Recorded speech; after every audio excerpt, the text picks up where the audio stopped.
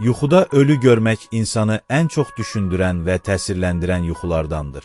Bir çox insan bu yuxunu qorxu ilə qarşılayır. Lakin İslam alimlərinə görə hər yuxuda ölü görmək pis əlamət demək deyil.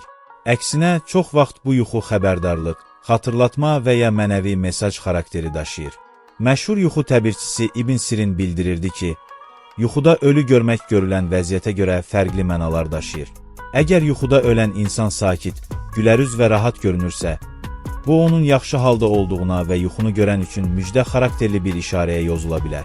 Əgər ölü kədərli və ya narahat görünürsə, bu dua və ya sədəqə ehtiyacına işarə kimi izah olunur. Digər alim Əbdülqani Nəbusi isə yazırdı ki, yuxuda ölü ilə danışmaq çox zaman doğru xəbər deməkdir. Çünki klassik təfsirlərdə ölünün sözünün yalan olmadığı qeyd olunur.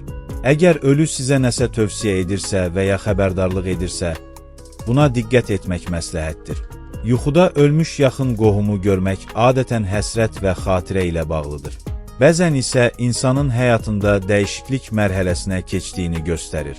Çünki ölüm simvol olaraq bir mərhələnin bitməsi, yenisinin başlanması deməkdir.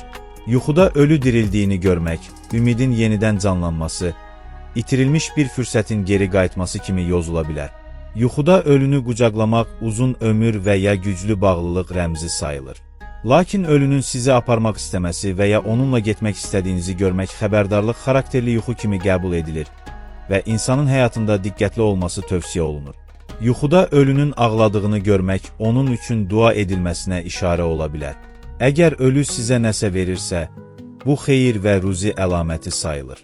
Əgər siz ölüyə nəsə verirsinizsə, bəzi təfsirlərdə bu, maddi itki və ya zəifləmə kimi yozulur.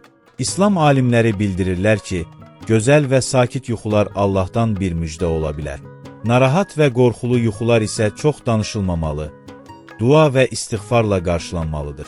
Unutmayaq ki, yuxuda ölü görmək həmişə ölüm demək deyil. Çox vaxt bu, həyatımızda dəyişiklik, tövbə, yenilənmə və ya keçmişlə bağlı bir mesajdır. Əsas olan yuxunu qorxu ilə deyil, hikmətlə dəyərləndirməkdir.